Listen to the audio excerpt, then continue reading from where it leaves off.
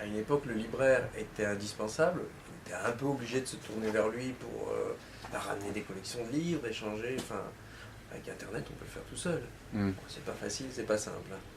Mais après, le Et- libraire, il y a le conseil quand même. Ah, bah ça, après, c'est autre chose, oui, tout à fait. Ouais. Mais pour trouver un livre, quand on cherche un bouquin, Ah ouais. top, top.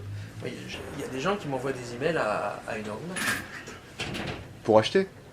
Oui, pas des emails, mais qui font des achats sur la net. Ouais, ouais. Oui, J'adore, ouais, c'est c'est... énorme, c'est énorme. En vente sur le net, ça m'a permis d'en vendre dans le monde entier, et hors de Paris. Ouais. Mais, et des fois pas loin, à 2 pas. C'est D'accord. rigolo. Ouais. Par contre, moi, ce que je trouvais étonnant, c'est que j'ai quasiment plus d'ados qui viennent m'acheter des BD. Donc, pour la BD, je trouve ça étonnant, quoi. C'est des adultes, D'accord. avec des vieux. Ils sont peut-être plus sur le manga ou... je sais pas. Voilà. Et Ou les jeux vidéo. ou sur ce qui est sur... voilà. Il y a Internet. des mangas sur le net. Ils regardent les BD sur le net. Ouais. En plus, ils font énormément de jeux. Mm. Donc, la BD classique, moi je pense qu'il va y avoir dans 5-10 ans un gros problème parce que, vous savez, c'est par tranche d'âge, de manière. Hmm. Et quand ceux-là vont arriver sur le marché du travail et qu'ils commenceront à pouvoir acheter des trucs, ils n'achèteront pas des BD. On achète ce qu'on a connu jeune. Ouais, c'est vrai, mais... Enfin, On quand va même, pas découvrir à 25-30 ans. il y a un gros marché quand même. Enfin, la BD, ça représente quand même... C'est énorme. Ah ouais, un gros marché, ouais. Sauf que c'est les gens entre 20 et 70 ans Ouais. qui en achètent aujourd'hui, qui ont les moyens, qui ont de l'argent, qui peuvent se faire plaisir, qui achètent les nouveautés. Ouais. Mais si vous avez, après ça, plus personne sur 20 ans qui s'y Ouais. intéresse, ils vont avoir à mon avis, des sacrés problèmes. Hmm. Et d'occasion, je vends toujours plus facilement les classiques que les nouveautés. Enfin, les nouveautés, si on les dire oui, mais les nouveautés de certaines personnes. 6000 BD par an, je peux vous dire qu'il y a du déchet. Hmm. Oui, Voilà. je sais. Et sinon, alors, vous l'avez ouverte quand, cette librairie? Alors, L'Odyssée. moi, l'Odyssée, je l'ai reprise à quelqu'un, avec mon collègue, et ça fait donc 20 ans qu'on est là. 20 ans, ouais. Et elle avait été ouverte un peu avant, on avait bien dans une autre rue, elle est venue ici. D'accord. Enfin, voilà, je sais pas, ça fait peut-être 30 ans que c'est là environ. Ok. Moins. Ouais, dans le quartier, il n'y en a pas trop des librairies. Malheureusement, oui, il n'y en a pas trop. Il y en avait, hein, il y avait un bouquin de livre-échange, après il a ouvert une petite boutique, je le connaissais depuis que j'étais enfant. Il y avait d'autres trucs de livre-échange et qui vendaient aussi, rue Saint-Maur, qui ont Mhm. fermé. Il y a plein de petits libraires qui ont arrêté. Hmm. Alors, papeterie et, comment ça s'appelle, les librairies qui vendaient des journaux et Ouais. du petit format, des choses comme ça, elles ont disparu. Les kiosques, quoi. Pas les kiosques, non. Vous aviez des boutiques qui faisaient ça. La presse, c'était aussi en boutique, c'était pas que les kiosques. Les D'accord, kiosques, ouais. c'est des marchés qui appartiennent au NMPP ou à Hachette ou à des trucs comme ça. C'est des... vous voyez, Ouais. c'est pas quelqu'un qui dit voilà, ça appartient. Je crois pas que ça appartienne à la ville de Paris qui dit voilà, moi, je vous loue un kiosque et vous vendez. Ouais. Je suis pas sûr, je connais pas grand chose. Mais il y a énormément de librairies qui ont fermé, il y en a plein qui ferment. Hmm. Alors je sais pas, quand vous, a priori, vous m'avez dit que vous en aviez trouvé une centaine, ce que je trouve énorme, mais pas mal. Oui, enfin, oui, oui. Mais à regarder il y a 30 ans, moi j'ai vu plein de libraires de bouquins de BD d'occasion qui ont fermé. Je connais pas mal. En 30 ans, hein. Hmm. Et pas tellement qui ont remplacé. C'est-à-dire, moi je vois des libraires qui sont vieux qui arrêtent et qui ne sont pas remplacés.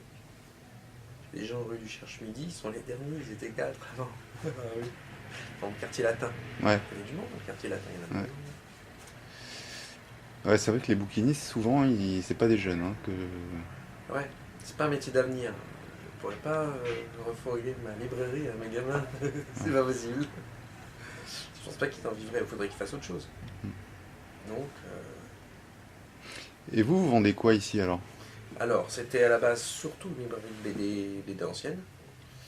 Et puis, la partie BD s'est quand même rétrécie au fur et à mesure. Et on vend beaucoup de sciences humaines.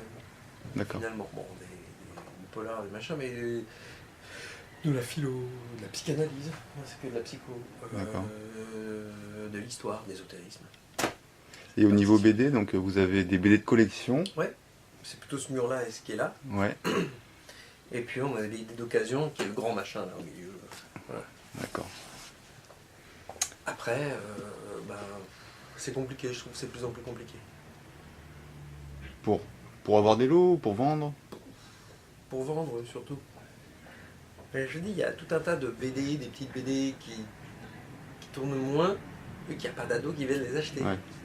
Donc ça change un petit peu la donne. Mm.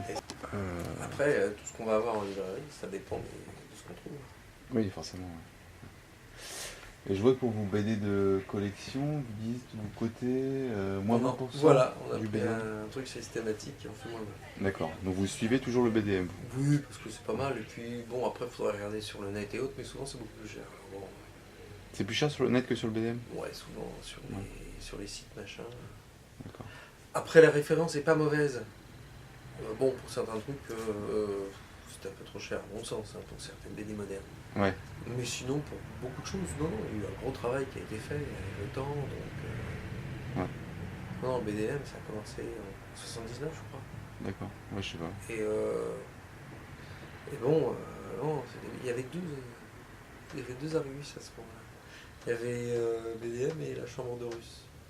D'accord. Qui en avait fait un, ça a duré quelques années. Puis, et je crois qu'il y en a un, il mettait les prix aussi en francs belges. Et du coup, BDM a supplanté l'autre. A survécu et l'autre est mort. Mais bon, c'était sérieux, moi je trouve que c'était toujours été bien fait. Mmh. Enfin, à mon sens. Hein. Et puis ils ont étoffé, affiné au bout d'un moment. Donc bon, après il y a toujours des critiques.